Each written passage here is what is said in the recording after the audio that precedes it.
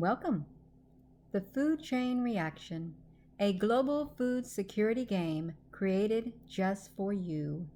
We take you back to September the 26th of 2014. It's 2020 in Washington, D.C. today, and the global food system is stressed.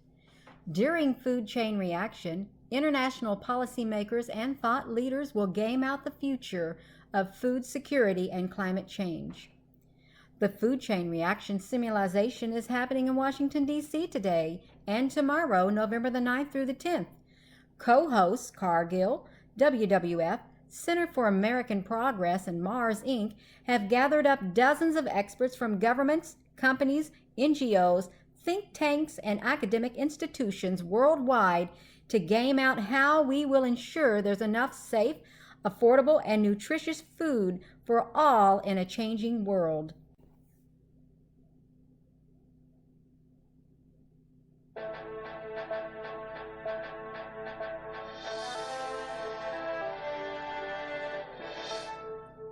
Good evening.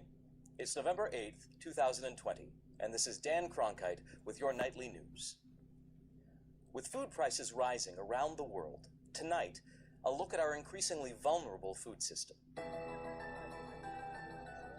Food is getting more expensive. Forecasts indicate that prices will soon exceed 1.5 times long-term averages. In parts of Asia in particular, the costs of rice and soybeans are rising at a concerning rate. This trend is raising alarms among some experts about the well-being of millions of people and the stability of entire nations.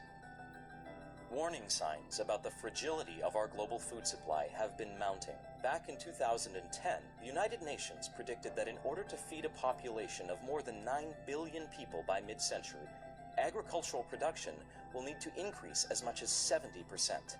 Developing nations, in particular, will feel pressure to double their output. There have been some successes. Since the early 1990s, the world has seen a decrease in undernourished people. Today, the world's hungry are mostly clustered in fast-growing developing countries in sub-Saharan Africa and South Asia. But the rising costs of food and the deepening impact of climate change and extreme weather events is creating a growing concern about worldwide availability. But this is not just a concern for the world's poor. The changing climate is also impacting food production in traditional breadbaskets, such as the United States, Canada, Brazil, and Australia. And monsoons that enable farm production from India to Indonesia are becoming less reliable. By 2030, 60% of the world's population is projected to live in cities, leaving fewer farmers to feed the growing population. There is a risk that population growth will outpace agricultural production in some areas. In the past decade, we've seen mounting challenges to governments, international organizations, and the private sector in providing access to affordable food. Pressure from a shrinking rural labor force, limited availability of new farmland, increased urbanization, social and political unrest, and climate change-induced risks have led to global food supply disruptions. The stakes are clear. How will our leaders in government, business, and international aid react to this growing food security challenge? The world is looking to them for answers.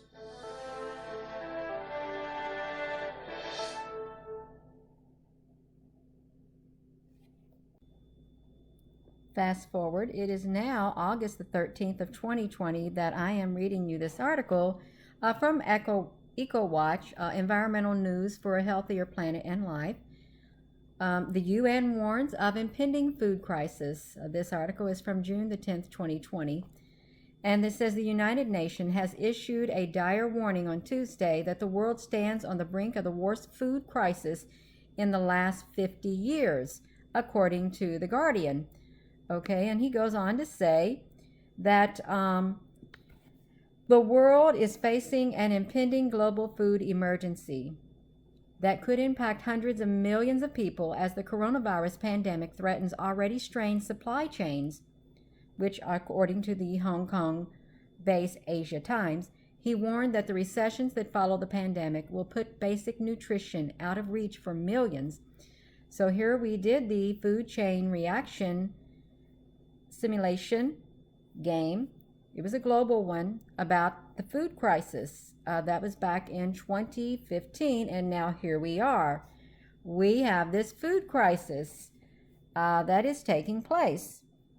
We've just looked at the fictional video that was done by the food chain reaction crisis simulation, and it really does seem to be playing out right now. Here it is, 2020, and this is just some headlines of some articles here. We're just going to look at them. The world faces the worst food crisis for at least 50 years. The global food crisis, 2020, the global report on food crisis. Instead of a coronavirus, the hunger will kill us. The UN warns how the pandemic is making the food crisis work. Will the coronavirus pandemic lead to a food crisis? Global report on the food crisis. The impending food crisis in Lebanon will largely affect migrant workers. The UN sends 50,000 tons of wheat to Lebanon to avert a food crisis. Chinese President Xi Jinping launches Clean Your Plate campaign to avert a food crisis. The global food crisis, time to break the vicious cycle. Food, United Nations, the world food crisis, the way out. So here we're seeing what is taking place, and I think it's time that we all wake up to what's happening, because it is happening. It's no longer fictional, you all. It is no longer fictional.